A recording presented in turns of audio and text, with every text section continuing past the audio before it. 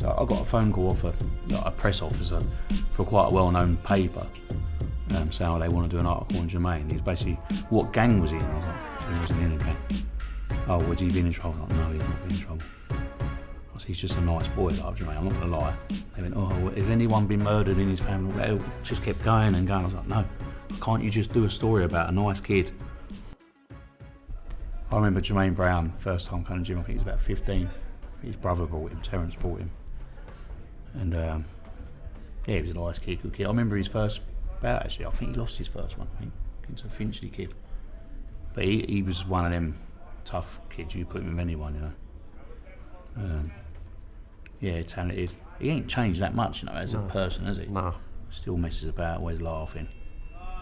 But he's serious when he's in the ring, like, thank God.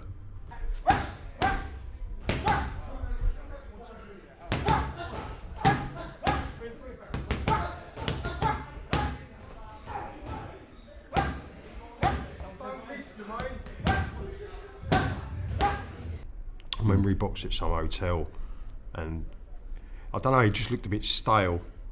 He looked a bit disinterested in this particular. He won, but I remember sort of talking to him after, and I said to him, you're better off going pro. And I've never encouraged anyone to turn professional, but I just thought his style and everything, the way he was never gonna. I don't think he was. I mean, it's a bit with hindsight, but I don't think he was like a Olympic style. Sort of touch, Olympic scoring or anything like that. I just thought he was more suited to the pros. You know, some people have a job, they wake up, they're like, oh, I have to go to work. It's more stressful, innit? For me, it's just like, just relax. Wake up, get here, train, go home and chill. Germaine did sort of stick out as one of those that you think, I really like this kid's attitude, his dedication. He comes quite a distance to the club. Never misses training. He was always there, and you knew wherever he went, he was never fazed by. When most kids are matched up, they go, "Who is he?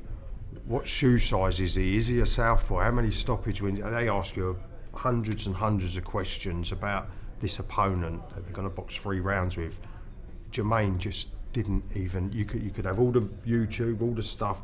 He didn't care. He didn't even know he was boxing. He's still like that now. And he's still like that now.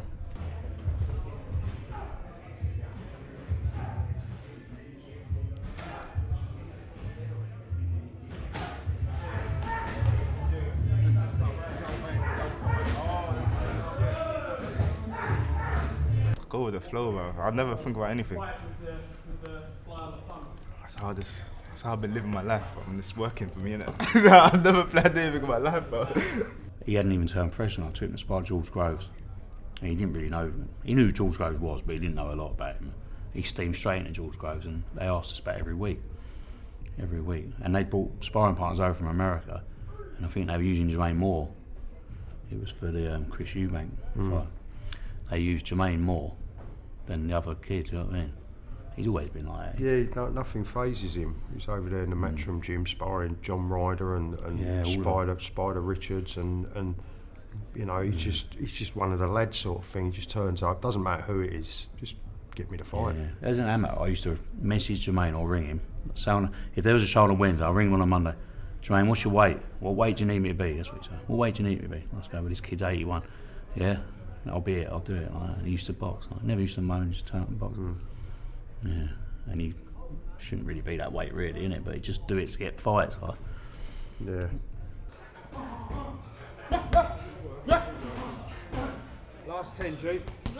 Working to the bell. Keep that up to the bell. Just stay on there. Stay right on his chest. 6, 2, 1. Fine. Good man.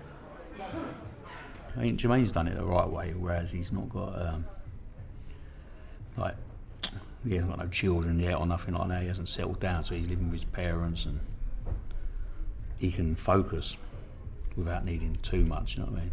Obviously, he needs money still, but he's in a good position. He dumped his long-time girlfriend. He was saying that on there, didn't he? For his boxing. Yeah. Like boxing comes first. See you later.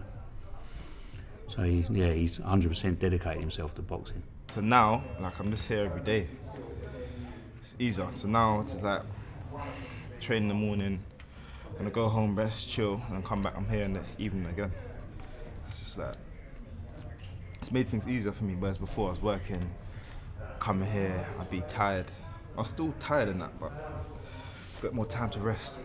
Well, I remember when we boxed, when Germaine boxed in Belarus, and we were in the changing room, and he's all laid back and everything, and then all of a sudden he just kicked his stereo off, said, "Stop this music," and there was the change in him, and I thought, and he does that for every fight. He will laugh all week, like, and you'll think, oh, it's a bit, and then just close to it, and he switches a bit. He moans at us for being nervous. Oh, you two get nervous. He thinks it's funny, You get more nervous. I'm the one fighting, and you two get nervous. Yeah, I was like, I'm not nervous. Even I am. Adam gets nervous and Mick gets angry. Yeah.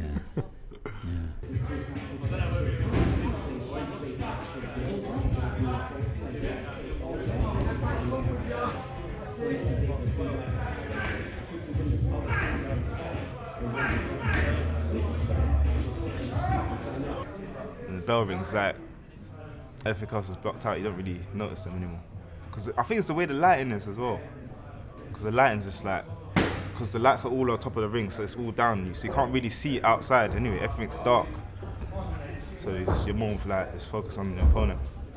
If everyone was like Germaine, the world would be a better place, I think, in that respect. Yeah. You know, there's no badness in him apart from when that bell goes and something switches. Yeah.